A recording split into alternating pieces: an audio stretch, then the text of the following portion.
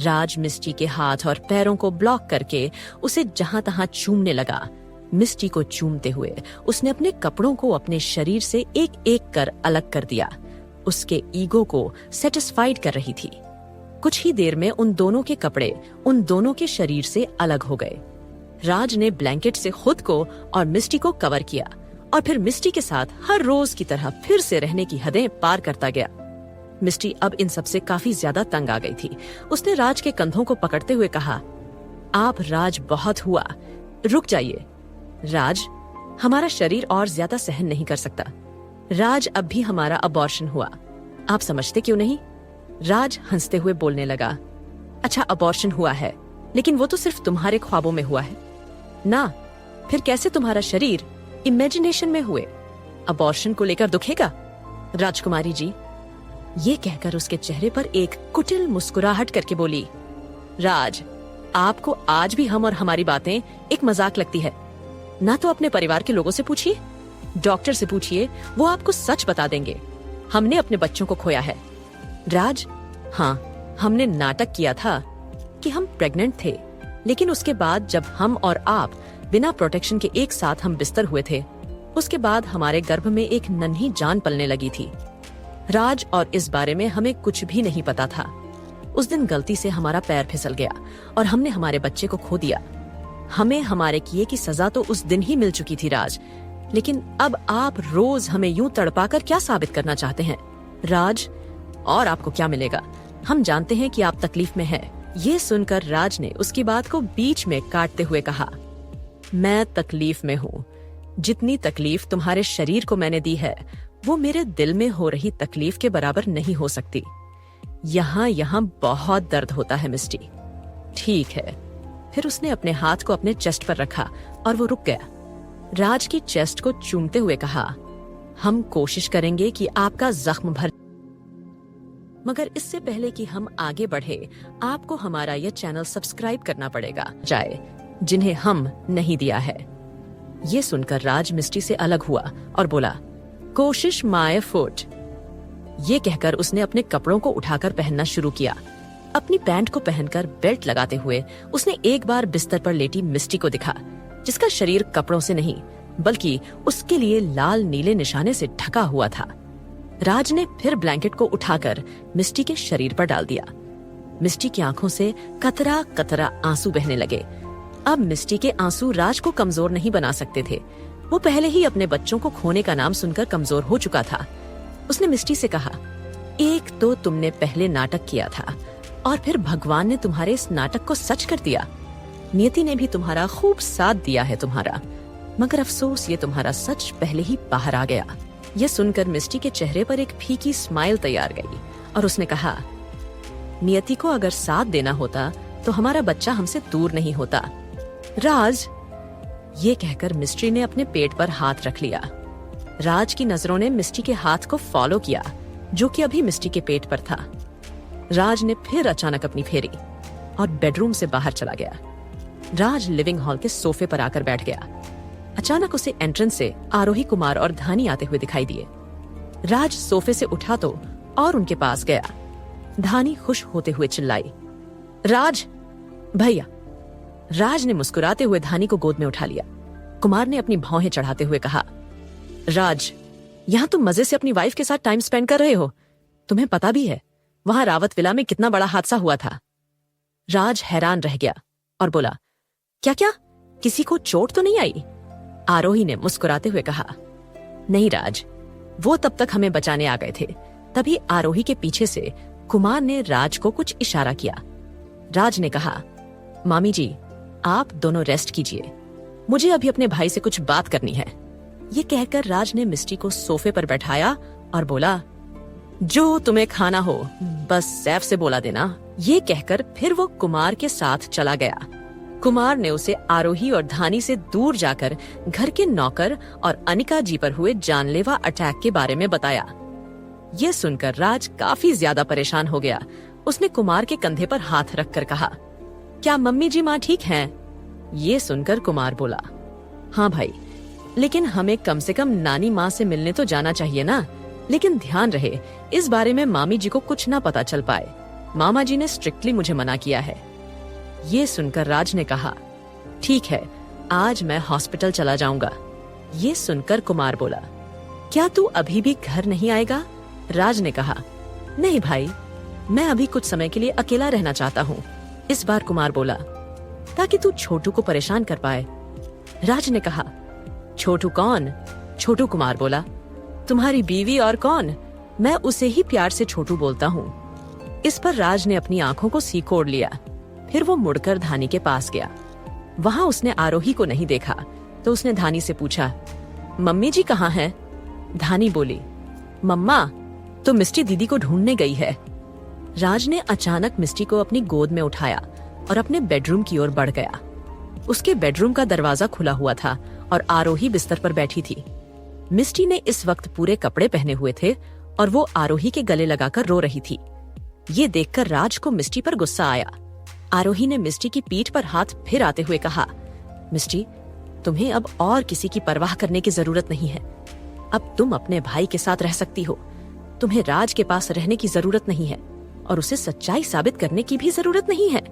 वो जब किसी भी बात को सुनने और समझने के लिए तैयार ही नहीं है, तो क्यों तुम इतना सह रही हो? तुमने जो गलती की थी उसकी सजा भगवान ने खुद तुम्हें दे दी है। तो वो कौन होता है तुम्हें सजा देने वाला? मिस्टी रोते हुए बोली, आरोही दीदी, उन्होंने हमें बहुत तंग किया है। बहुत ज्यादा, हमारे शरीर में बहुत ज्यादा दर्द हो रहा है। आरोही ने कहा, मिस्टी चिंता मत करो, मैं तुम्हारे लिए पेन किलर्स लेकर आता हूँ। ये कहकर उसने मिस्टी को बिस्तर पर लेट जाने के लिए कहा और मुड़कर कुमार और राज दोनों को देखा। कुमार राज से अलग हुआ और बोला, मामी जी, मुझे ऐसे मत देखिए, मैं राज की तरह बिल्कुल नहीं। आरोही ने कहा, कुमार, मुझे किसी मेडिकल स्टोर पर ले चलो। फिर वो धानी को देखते हुए बोली, धानी, अभी मिस्टी दीदी के पास रहना ठीक है। मम्मा अभी आती है। ओके मम्मा, बट मेरे लिए आप आइएगा, कैंडीज लेकर आइएगा। ओके बाबा। मिस्टी ने आरोही और कुमार को वहां से जाते हुए देखने लगी। धानी के साथ होने के कारण राज ने मिस्टी से कुछ बाहर से घर कर देखने लगा। अचानक धानी ने अपनी छोटी छोटी हथेलियां कुमार राज की आंखों पर रखी और बोली, वेरी बैड। राज भैया, आपको मिस्टी दीदी को घर कर नहीं देखना चाहिए। ITS bad manners. तभी मिस्टी बिस्तर से उठी और वो धानी के पास आकर बोली, दीदी, आपको किस करना चाहते हैं? दीदी ने आपको बहुत मिस किया। जान गुस्सा होकर बोली, दीदी, आपने मिस किया था तो आप मुझसे मिलने क्यों नहीं आए? मामा डैडी, आपके मम्मा डैडी तो आपको रोकते भी नहीं है ना। आप बड़े होकर भी अपने लिए स्टैंड नहीं ले सकते क्या?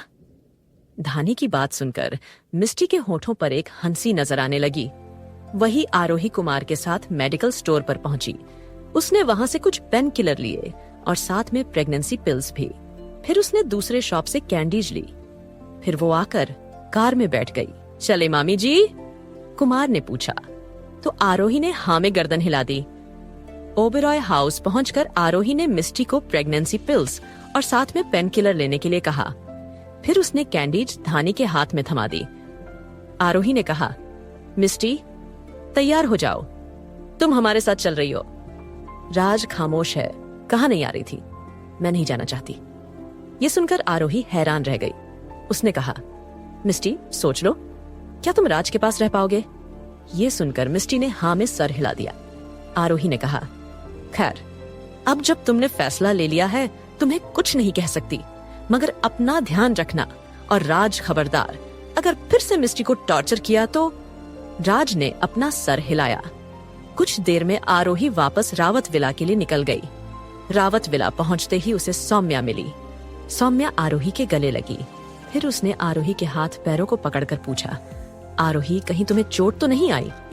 ये सुनकर आरोही ने कहा, नहीं सौम्या, मुझे कहीं भी चोट नहीं आई है। सौम्या ने पूछा, अच्छा, तो अनिका आंटी कैसी है? ये सुनकर कंफ्यूज हो गई। सौम्या बोली, अनिका आंटी को गोली लगी थी ना, वो अस्पताल में है। क्या तुम अभी उनसे ही मिलकर आ रही हो? ये सुनकर आरोही शॉक रह गई। उसने कहा, क्या माँ को गोली लगी है? ये सुनकर सौम्या थोड़ा ऑकवर्ड फील करने लगी और बोली, क्या ये बात नहीं पता तुम्हें? इस पर आरोही ने ना में गर्दन हिला दी। आरोही ने कहा, सौम्या, मुझे हॉस्पिटल जाना होगा। मन को गोली लगी है और उन्होंने मुझे बताया भी नहीं। वो ऐसा कैसे कर सकते हैं? धानी भी परेशान हो गई। उसने कहा, मेरी दादी माँ को चोट आई है। ये सुनकर आरोही ने कहा, हाँ, अभी हम आपकी दादी के पास चलते हैं। कुछ ही देर में कुमारकर पार्क करके आ गया। उसने उन तीनों को खड़े देखा तो बोला, ये धूप है, अंदर चलिए मामी जी। ये सुनकर आरोही ने कहा, नहीं, अब मैं अंदर नहीं जाना चाहती कुमार, मुझे अभी हॉस्पिटल जाना होगा। कुमार बोला, मगर किस लिए? ये सुनकर आरोही ने कहा, माँ हॉस्पिटलाइज्ड है, उन्हें गोली लगी है कुमार। ये सुनकर कुमार थोड़ा हैरान हुआ, फिर उसने अपना सर नीचे झुका लिया। उसे समझ आ गया कि सौम्या ने ये न्यूज आरोही को दी थी। कुमार बोला, मामी जी, एक बार मैं मामा जी से पूछ लेता हूँ। अचानक आरोही ने कहा, कुमार, क्या तुम्हें ये बात पहले से पता थी? ये सुनकर कुमार झूठ नहीं बोला। पाया आरोही को उस पर गुस्सा हो गई, मगर उस पर गुस्सा होने का क्या फायदा जब अद्विजय ने उस पर कुछ न बताने का दबाव बनाया था। आरोही ने कहा, कुमार, मैं कुछ नहीं जानती, मैं माँ के पास अभी के अभी हॉस्पिटल जा रही हूँ। रुकिए मामी जी, मैं ही आपको हॉस्पिटल लेकर चलता हूँ। ये कहकर कुमार कर ले आया।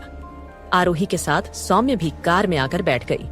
अचानक ढानी ने कैंडीज लेने के लिए आरोही का बैग उठाया। उसने बची हुई कैंडी आरोही के बैग में रख दी थी, मगर जब उसके हाथ में गोलियों का पैकेट आया तो उसने कहा, मम्मा, आप दीदी को उनकी मेडिसिन देना भूल आई हो, देखो ये यहाँ पर है। ये सुनकर आरोही ने जल्दी से ढानी के हाथ से मेडिसिन ली और वो एम्बेरस्ड नजर आने लगी।